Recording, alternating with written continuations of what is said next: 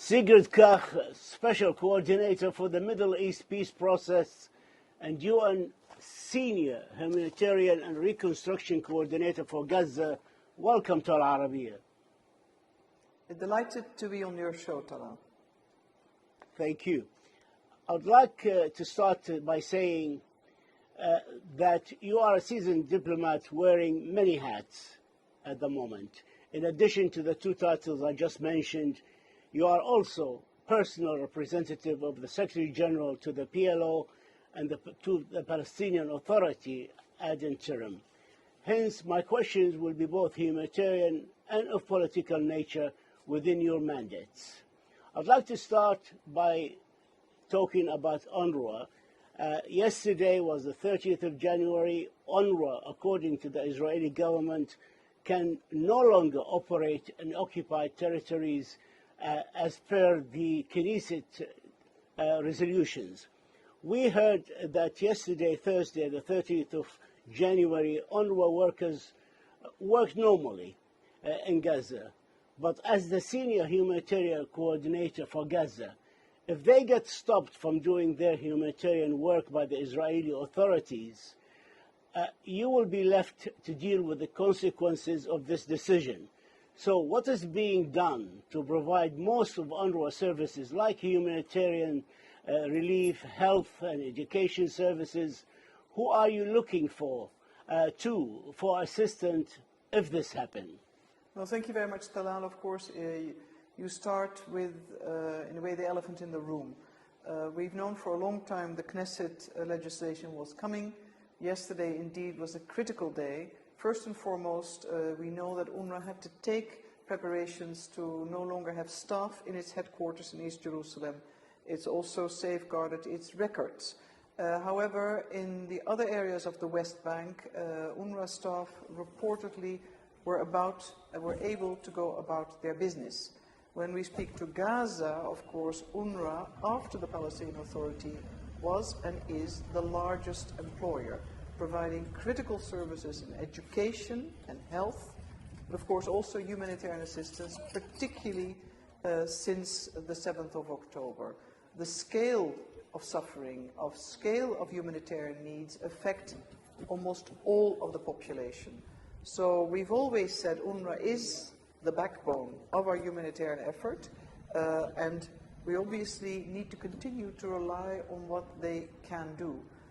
But one cannot look away from the reality, which is the potential impact of the implementation of Israeli legislation following the Knesset resolutions. Your question as to what we will do, well, at the political level, the Secretary General has been very clear. We do not agree and we contest the legislation. UNRWA's mandate is given by the General Authority. Member states have a duty of care, and the expectation of the occupying power is to work accordance international humanitarian law and international law. The reality of Gaza, of course, is we need to continue to reach people, assist women and children, take care of the elderly, ensure that in September a school year could start again. But without UNRWA, it is very hard to conceive of, let alone consider. The humanitarian effort is being ramped up. This is also part of the ceasefire deal. The trucks are going in, distribution takes place, but life in Gaza has to be more than mere survival. Education is key, livelihoods, healthcare, access to healthcare. These services need to be restored. That is not just a task of one singular agency or the UN. This is a collective effort, and I would argue a collective duty. You were in Gaza just last week, visiting hospitals, warehouses. You saw the rubble. You saw the destructions. We understand 68% of the road networks and 87% of the homes in Gaza are damaged or destroyed. You spoke with Palestinians. Are they hopeful the worst is behind them, or are they living in fear of the future? What did you sense? And did you assure them that they are not alone? The UN and your office are there with them in this tragedy.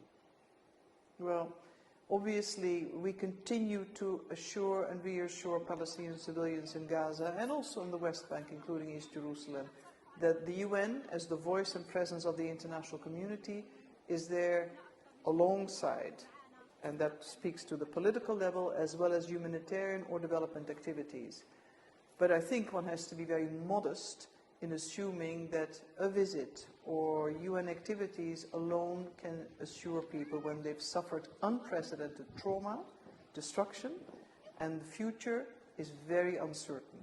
Most civilians I spoke to, Palestinians, are indeed frightful. They don't know. Would the ceasefire hold is the question. Will we be able to go back to the place we came from? Who will actually assist me in rebuilding my home from the rubble? Very basic human questions, not demands, but questions.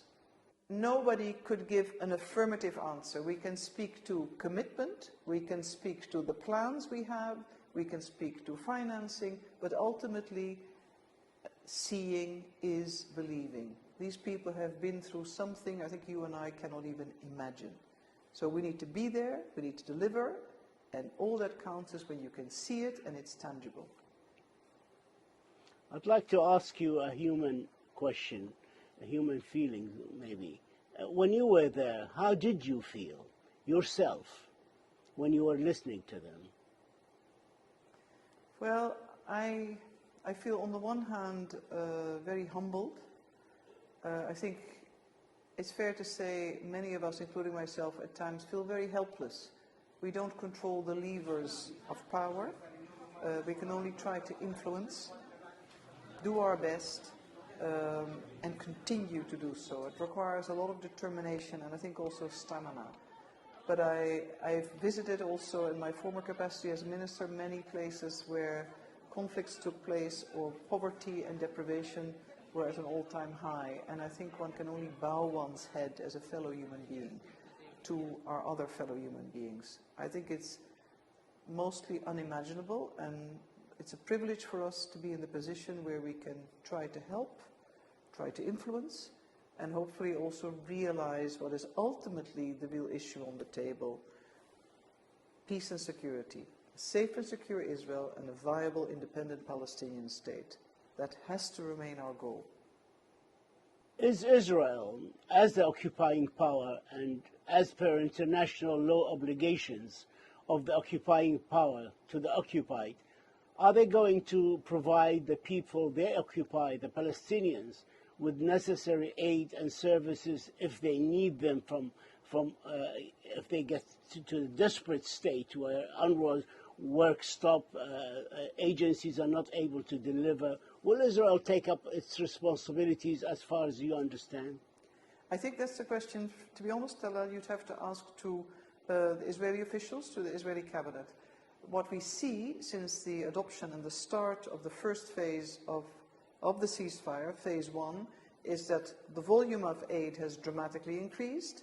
The ease of facilitation and passage and approvals has really been ramped up, and the elements of the deal that concern humanitarian assistance, 300 trucks to the south, 300 to the north, volume of fuel, is happening. And this is happening in a concerted effort, I would say, in very operational, in an operationally effective manner between the parties, with the strict supervision, of course, of the mediators and the guarantors.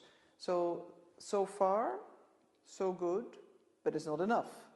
As I said before, if you look at, for instance, health facilities, the extent of destruction from anything that provides social services to basic infrastructure, everything needs to be rehabilitated. That requires the types of goods which the Israelis would consider dual use. We say it's needed now. You need repairs, you need water, piping, you need all the facilities to be rehabilitated. Otherwise, we remain stuck in basic humanitarian assistance. This is not what is acceptable. We need to move beyond that as quickly as possible. I'd like to touch on the finance. Sustained financing for your activities will be critical to meet with the immense humanitarian and recovery needs. Where will the funding be coming from? we must admit that different world crises are competing for the same donors' contributions. And there is donor fatigue on the rise. So can you shed some light on this aspect? Yeah. Well, I think there are three levels to your question. One of them, of course, is it's not my activities. I see United Nations, international NGOs, but also the Palestinian NGOs, be they working in Gaza or in the West Bank. This is the response of the international community. Now, they choose their vehicles. Can be government, intergovernmental, or governmental. This speaks to international commitment. It's always been a tall order to sustain the political interest, which then translates itself into the financing needed. And yes, there is a global competition for very limited funding, particularly when you look at overseas development assistance. It's a scarce and precious resource. At the same time, the reconstruction agenda, of course, as defined by the Palestinian Authority, the legitimate Palestinian institutions, is one which requires billions and billions of dollars following the destruction. And here, of course, we're asking member states, Europe, US, also countries in the Gulf, for instance, to step forward, either to finance humanitarian, which they are doing, but also to take a political and financial look at the reconstruction agenda. But nobody will really be able to step forward without clarity on the governance structures, the political horizon, as well as the security framework. So whilst we may have the best plans, and they have been designed, the needs assessments are there, the Palestinian Authority has a direction of travel, and very detailed planning. We need clarity and political resolution, and then you come back in the full circle of the two-state solution, as based on all relevant resolutions and international consensus. The Gaza ceasefire agreement in its first stage. We have been hearing reports about a possible resumption of talks in Qatar next week on the details of the second stage of the ceasefire. Firstly, did you hear anything confirming such a meeting in Qatar next week? And also, how confident are you that we will go through the first and second stage, reaching the all-important third stage, which is the reconstruction stage of Gaza? Thank you, Talal. I think for rumors and speculation, we rely on media, international media or local media. As a former politician and a diplomat, I don't think I'm going to participate in your question. If the meeting takes place, wonderful. It's time. The negotiators have a timetable. Let's hope that indeed there is a sheer focus on what the next phase should be. Then obviously, if it's about confidence, I think those similar questions are often asked: are you confident? Are you sure? Are you hopeful? I'm a realist, but I think we always need to drive an agenda of change and transformation, and the second phase is very important. It's important for the families of the hostages, it's important for the Palestinian civilians, and ultimately it builds confidence on the ground that also phase 3 can be arrived at. So politically, security-wise, but also from a human perspective, is very important. And this is a duty to all the parties that negotiate. You spoke about the clarity, the needed clarity that everybody needs to plan for the future and invest in the future. The long-term reconstruction of Gaza in stage 3 will include, according to the United Nations, clearing over 50 million tons of rubble that would take 21 years and cost at least $1.2 billion to do. And that's, again, I stress, according to the United Nations. In simple English, I would like to ask you a question. Do you have your ducks in a row, as they say? Are you ready for that stage to happen? Well, do we have our ducks in a row? As best as we can, but the span of control doesn't necessarily lie with the United Nations, as you know. It is a humongous, Herculean task to clear the rubble and the extent of destruction in Gaza. Let's not be naive about this, that it will take years and a lot of money. Also a yes, but with the right political will, facilitation, financing, and use of technology, I think we can go a long way, but I think one shouldn't overpromise to civilians. They've suffered a lot, but the worst we can do is promise unrealistic deadlines or timetables. And a lot can be done in the interim.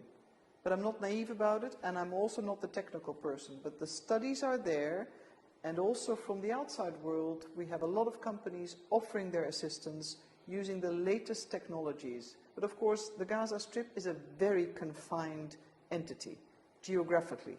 So it is going to be a difficult exercise to phase, to plan, to do justice by everybody.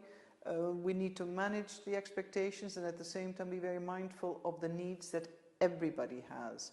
And here again, you need legitimate governance institutions. You need the Palestinian Authority, the legitimate entity, to be part of this endeavor.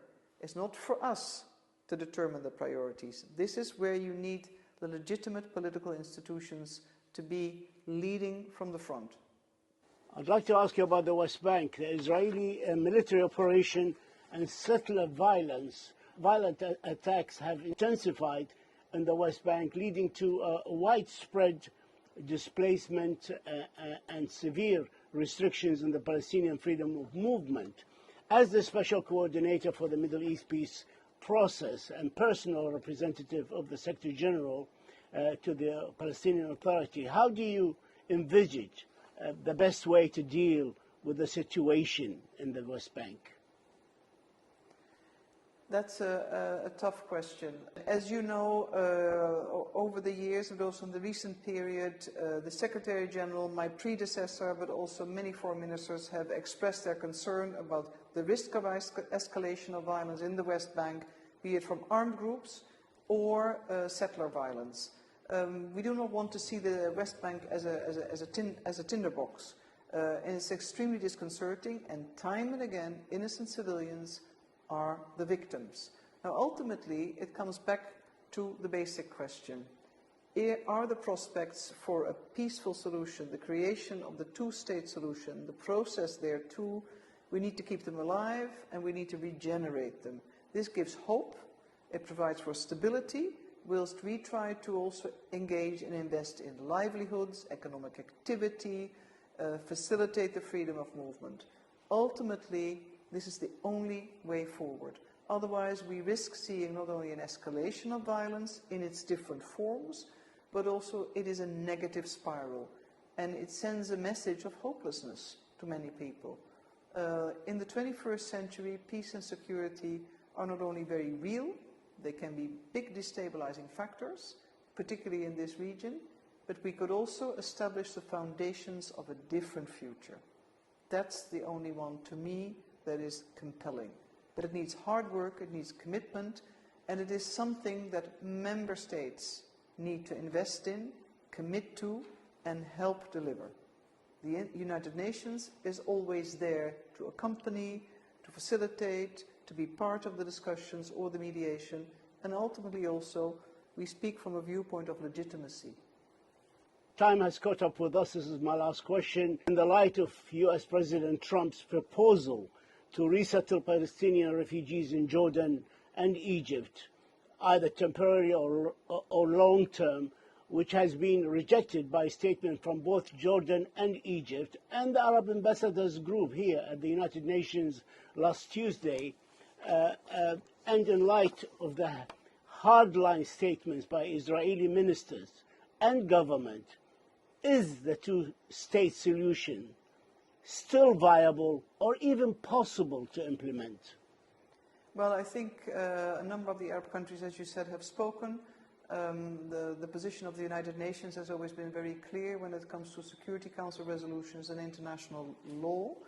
Perhaps the question is not if it's still viable, the question is how will we finally be in a position to create and re-establish the prospects for a two-state solution. A lot of time has passed, a lot of innocent people have lost their lives on both sides, and I can understand perhaps a sense of demoralization, depression, or doom and gloom, but it's for the politicians and countries with influence and for us as an organization to be there and to determine how it could be done. Ultimately, It's always up to the parties and their friends to make this happen. Now, if you look at the ceasefire, the first phase, there was a lot of pessimism. It was a frail ceasefire, but it's holding. Now, the two-state solution, of course, is of a totally different level, but this is a historic opportunity, potentially, in the wake of a horrific crisis that has affected both peoples. Sigrid Kaag, Special Coordinator for the Middle East Peace Process and United Nations Senior Humanitarian and Reconstruction Coordinator for Gaza, we thank you for this interview and we wish you the very best of luck in your endeavors to help the Palestinian people. Thank you, Talal.